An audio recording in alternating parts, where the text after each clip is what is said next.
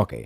අපි බලමු මේ ඩ්‍රොයින් එක CAD එකේදී CAD එක පාවිච්චි කරලා අර මම කියා දුන්න කමාන්ඩ්ස් වලින් තියරි වලින් අපි කොහොමද මේක අඳින්නේ කියන එක. හරි. CAD software එක අපි අරගෙන අපි දන්නවා new කියලා ගිහිල්ලා මෙතනදී අපි ඉස්සලාම් කරන්නේ යුනිට් චෙක් කරගන්න එක. UNITS කියලා ගැහුවා. එතකොට මෙතන අපි ඩෙසිමල් මිලිමීටර් මම ඩෙසිමල් මිලිමීටර් වලින් මේක තියෙන්නේ මිලිමීටර් කියන එක තෝරගෙන ඕකේ කරා. එතකොට මම කිව්වා මේ ඩයිනමික් ඉන්පුට් එක දාගත්තොත් ලේසි. ඒ තියරි එක බලන්න ඇයි ඒ ලේසි කියන්නේ කියන එක. ඕත් එක මම ඔන් කරගත්තා. ඕත් එක ඔන් කරගත්තා. දැන් අපි යුනිට් හරි ගස්සලා ගත්තට පස්සේ අපි ඩ්‍රොයින් එක අඳේදී ඉස්සෙල්ලා ඊට පස්සේ කරන්න ඕන ලිමිට්ස් හරි ගස්ස ගන්න එක.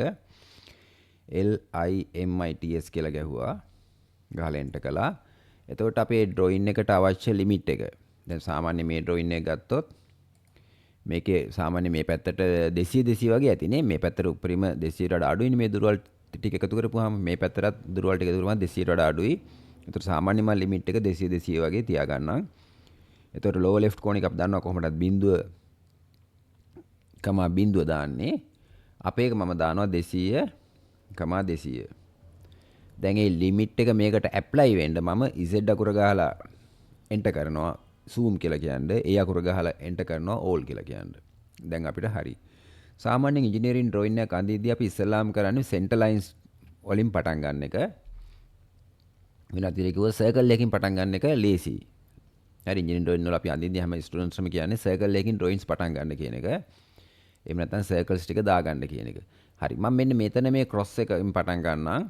එතකොට අපි මෙහෙම vertical line එකක් මෙතන දාගමු. එතකොට offsets ටිකක් යම් 50 65 35 අපි මේ විදිහට පටන් ගමු. හරි. මම line කියලා ගියා. ඕත් එක on එකේ හින්දා මට vertical line එකක් මේ හැරින් එතන දාගන්න පුළුවන්. හරි. අපිට එතකොට vertical ඇඳෙන්නේ. එතකොට මම කිව්වා shortcut keys L කියලා ගන්න කියලා කිව්වා. L අකුර ගැහුවා enter කරා. එතකොට shortcut keys උත් සරින් සරේ කියන්නම්. එතකොට අපිට offsets ටික යන් offset 50 තිබ්බා ඉස්සලා නේද 50 ගැව්වා අපි මෙතන ඉඳන් 50 කියලා ගියා ආයි අපි offset 65 මම මෙතනින් 65 කියලා දුන්නා ආයි offset 35 enter මම මෙතනින් ගාලා enter කරා හරි දැන් අපි සර්කල් ටික දාගමු නැත්නම් ගොඩාක් ලයින්ස් ටික ගියොත් පැටලෙන්න පුළුවන් නේ එතන මෙතන සර්කල්ස් දෙකක් තියෙනවා 35 එකයි 15 එකයි අපි මේ දෙක දාගමු එතකොට සර්කල් කියන එකට ගියා රේඩියස් එකෙන් ගත්තා ඔබ්ජෙක්ට් ස්නැප් එක චෙක් කරගන්න ඔන් එකේ තියෙන්නේ දැන් හරි එතකොට අපි ස්නැප්ස් ටිකත් අපි ඕන චෙක් කරගමු දැන් එන්ඩ් එක ඔන් වෙලා තියෙනවා මිඩ් එක ඔන් වෙලා තියෙනවා සෙන්ටර් නෝඩ් ඉන්ටර්සෙක්ෂන් පර්පෙන්ඩිකියුලර් මම කොහොම දාගන්න එපා එතකොට ස්නැප්ස් වෙනවා හැමතැනම එතකොට අපිට ඩ්‍රොයින් එක කෝඩිනේට් කරගන්න අමාරුයි ඔබ්ජෙක්ට් ස්නැප් එකට ගිහිල්ලා ඕන සෙටින්ග්ස් චෙක් කරගන්නත් පුළුවන් හරි දැන් මම මෙතන ඉන්ටර්සෙක්ෂන් එක හින්දා 35 අපිට සර්කල් කමාන්ඩ් එක ආපහු සර්කල් එක අඳින්න ඕන නම් එකක් ඇඳලා පස්සේ ආයි මෙහෙම කියලා යන්න ඕනේ එන්ටර් කරන්න. එතකොට මේ සර්කල් එක ආයි ඇක්ටිව් වෙනවා. මම මේක සිලෙක්ට් කළා 15. ඊට පස්සේ ආපහු එන්ටර් කළා. මෙතන තියෙනවා අපිට සර්කල් එකක් 10 අපි එකක් දාගත්තා. ආපහු එන්ටර් කරා. මෙතන එකක් තියෙනවා සර්කල් එකක් තියෙනවා 15. ඩයමීටර් එකක් තියෙනවා 10 කියලා. ඒතර මම මේක දෙන්න පුළුවන් 5 කියලා. රේඩියස් එක නම් හරි. හරි. අපි ඒතර ඒ ටික දාගත්තා. මෙතන 35 15 දැම්මා 10 දැම්මා මේ 5 මාක් එකෙන් තියෙන ඩයමීටර් එක මම ඒතර අරේ කියන්නේ ඩයමීටර් එක 10යි කියලා කියන්නේ අරේ කියන්නේ 5යි නේ එක දුන්නා මේක 15. ඒතර අපි vertical lines ටික හරි. දැන් අපි horizontal පැත්තට යන් 65 35 දෙකක් තියෙනවා. එතකොට මම මෙතනදී offset 65යි මම මේක 65ක් ගත්තා offset 35යි 35 කියලා මෙහෙම ගත්තා. හරිද? එතකොට මම ආපහු සර්කල් කියලා ගියා. එතකොට මෙතන තියෙනවා 15 එකක්. එන්ටර් කරා. ආයි සර්කල් ඇක්ටිව් වුණා. මම මෙතන දෙනවා 5ක්. එතකොට මේ පැත්ත හරි.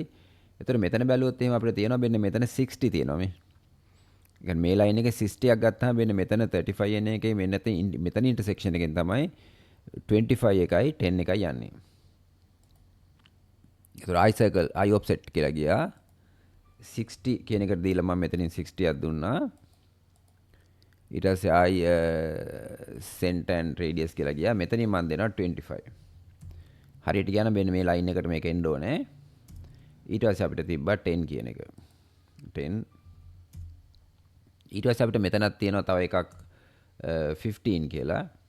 මෙතන එකක් 15 5. ඔන්න සර්කල් ටික දැන් අපේ ඩ්‍රොයින් එකේ හරි. හරි.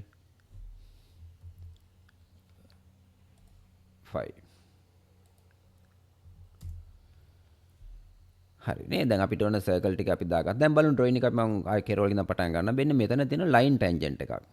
මේ ලයින් ටැන්ජන්ට් එක ගද්දි මෙතනත් ටැන්ජන්ට් වෙනවා මෙතනත් ටැන්ජන්ට් වෙනවා. ඒ කියන්නේ ස්පර්ශ වෙනවා.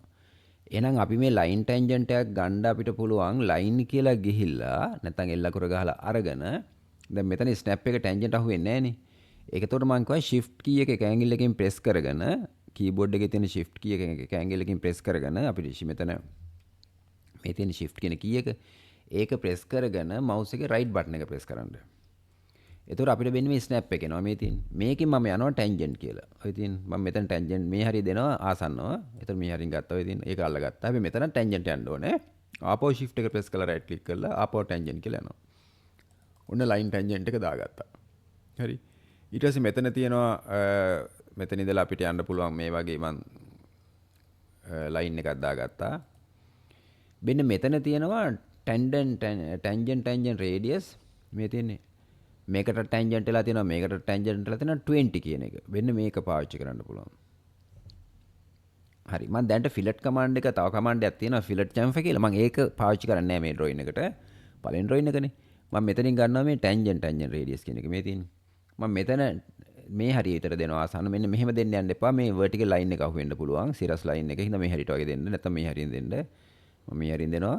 first tangent එක second tangent එක මෙතන දුන්නා. දැන් අහන්නේ radius එක හැමතිස්සෙම මේ command line එකේ වැටෙන command එක අහන්න. දැන් අහනවා specify radius of circle 20. අන්න දැන් වැටෙනවා නේ. දැන් හරිනේ. දැන් මෙතන trim කරන්න අපි try කරමු. trim කියලා ගිහිල්ලා දැන් මම mode එක බලමු. mode එක මගේ තියෙන්නේ standard තියෙන්නේ. එතකොට ඒ කියන්නේ මම මෙතනදී mode එකයි බැලුවොත් එහෙම mode එක quick මගේ තියෙන්නේ. මම standard දාගන්න lazy එතකොට. නැත්තම් කැලි කැලි යනවනේ. මම ඒතර cutting edge එක බෙබන්න. දැන් මේ quick ගියොත් මෙහෙම යන්නේ. මේ මෙතන යනවා මෙහෙම ලං කළොත් විතර පොඩි කෑලි කැඩෙන්නේ. ඒතර මෙතන පොඩි කෑල්ලක් ඉතුරු වෙනවා. බන්න දැන් මෙහෙම ගියොත් එහෙම මෙහෙම trim කළොත් එහෙම බන්න මෙතන පොඩි කෑල්ලක් ඉතුරු වෙනවා ආපහු නේ. ඒතර ඒක ආපහු දෙන්න ඕනේ. ඒතර මේක දුන්නොත් ආපහු යන්න ඕනේ. මේක ඔය වගේ අපිට කෑලි තමයි trim කර යන්න වෙන්නේ. ඒකින්ද මට වෙන්නේ මෙතනදී මම ආපහු set ගාලා ගන්නම්.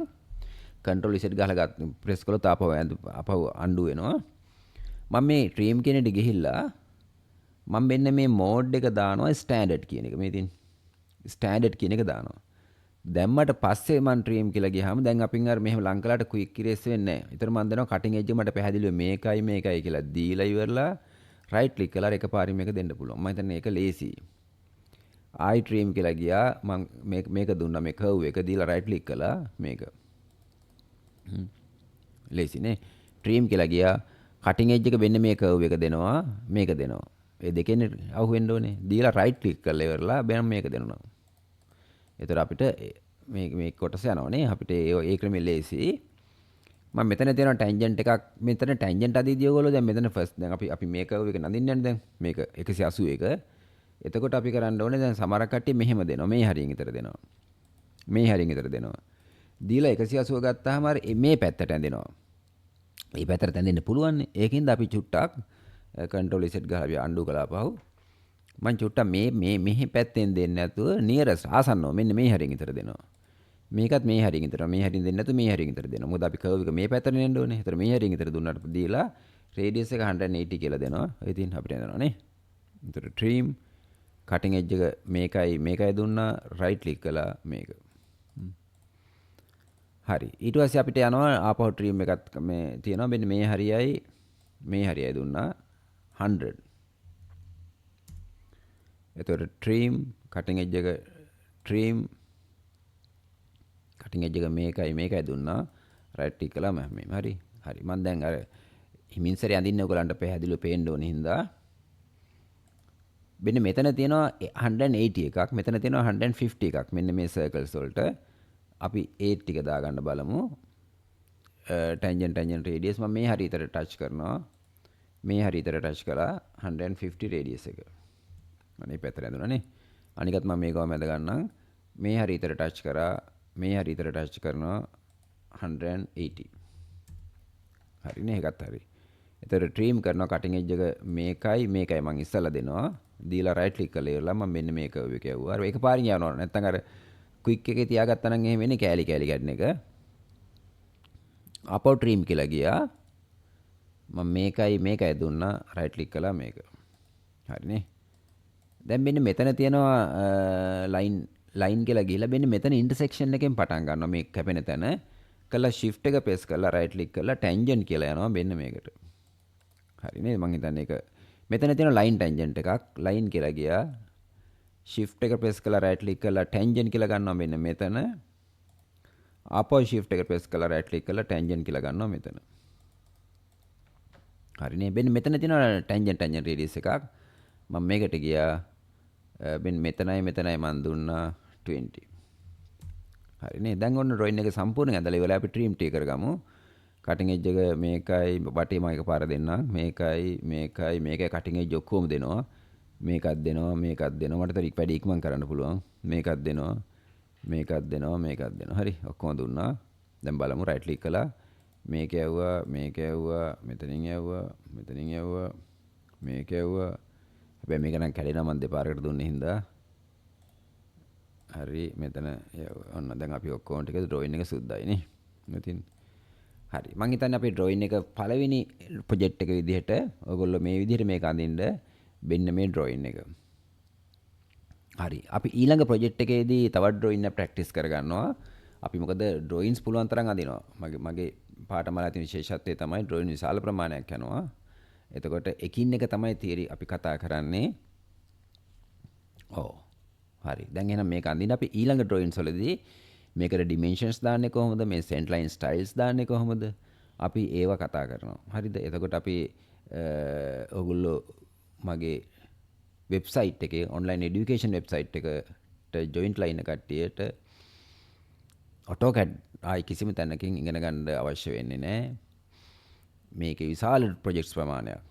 මේ ප්‍රොජෙක්ට්ස් නිතරම අප්ඩේට් වෙනවා. අලුතෙන් ප්‍රොජෙක්ට්ස් එකතු වෙනවා. ඔයගොල්ලෝ පාඨමාලාවට ඇතුල් වෙන අවස්ථාවට වඩා ඉවර වෙද්දී විශාල ප්‍රොජෙක්ට්ස් ප්‍රමාණයක් තියෙයි. මම සාමාන්‍යයෙන් මගේ සියලුම ලෙසන්ස් වලට හම්බෙන ඩ්‍රොයින්ස් දානවා. හරි. ඒකින්ද උරන් ලොකු දැනුමක් ගන්න පුළුවන්. හවුස් ප්ලෑන් පැත්තට යද්දිත් ඒ වගේ 2D ආයි කිසිම තැනකින් ඔයගලන්ට ඉගෙන ගන්න අවශ්‍ය වෙන්නේ ලොකු දැනුමක් ලොකු නොලෙජ් එකක් ගන්න පුළුවන්. ඒතර ඉංජිනේරින් සිලෙක්ට් ලයින් ශිෂ්‍යයන්ටත් මම ආරාධනා කරනවා ඔයගොල්ලෝ AutoCAD මේ වෙබ්සයිට් එක හරහා ඉගෙන ගන්න ඔයගලන්ට පුළුල් දැනුමක් ලබා ගන්න පුළුවන්. ස්තුතියි.